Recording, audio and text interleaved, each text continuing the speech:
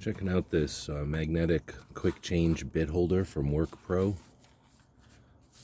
It's sealed up pretty good in this box. We'll open it up.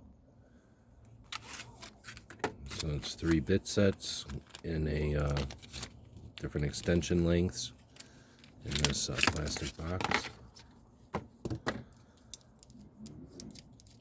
Looks like they spin freely in the shaft. They've got a quick release at the end here, which is designed to catch on to this style bit. And they've got the center rotating part here, which is handy. They fit any standard collet, of course. And now that gives you this part to hold on to.